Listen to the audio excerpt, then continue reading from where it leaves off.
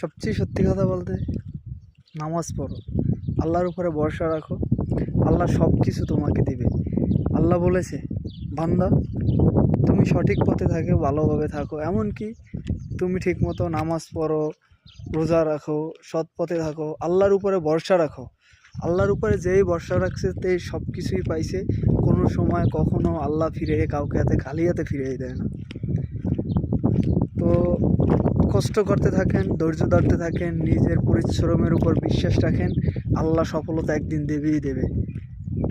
এটা আমার কথা না, এটা কোরআনের কথা, এটা আল্লাহর কথা।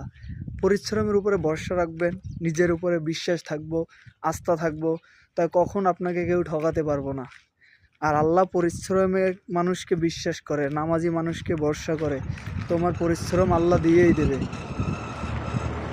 পরিশ্রম নিয়ে কখনোই করবে না, পরিশ্রম করো, আল্লাহ সফলতা দেবেই দেবে ইনশাআল্লাহ।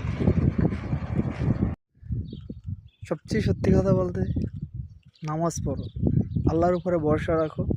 আল্লাহ সব কিছু তোমাকে দিবে। আল্লাহ বলেছে, বান্দা তুমি সঠিক পথে থাকো, ভালোভাবে থাকো, এমনকি তুমি ঠিকমতো নামাজ পড়ো, রোজা রাখো, সৎ পথে থাকো, আল্লাহর উপরে ভরসা রাখো। আল্লাহর উপরে যেই ভরসা রাখছে তেই সব কিছুই পাইছে। কোনো সময় কখনো আল্লাহ কাউকে খালি হাতে ফিরিয়ে দেয় না। তো কষ্ট করতে থাকেন, ধৈর্য ধরতে থাকেন, নিজের পরিশ্রমের উপর বিশ্বাস রাখেন। আল্লাহ সফলতা একদিন দেবেই দেবে। এটা আমার কথা না, এটা কোরআনের কথা, এটা আল্লাহর কথা। পরিশ্রমের উপরে ভরসা রাখবেন, নিজের উপরে বিশ্বাস থাকবো, আস্থা থাকবো, তাই কখন আপনাকে কেউ ঠকাতে পারবো না।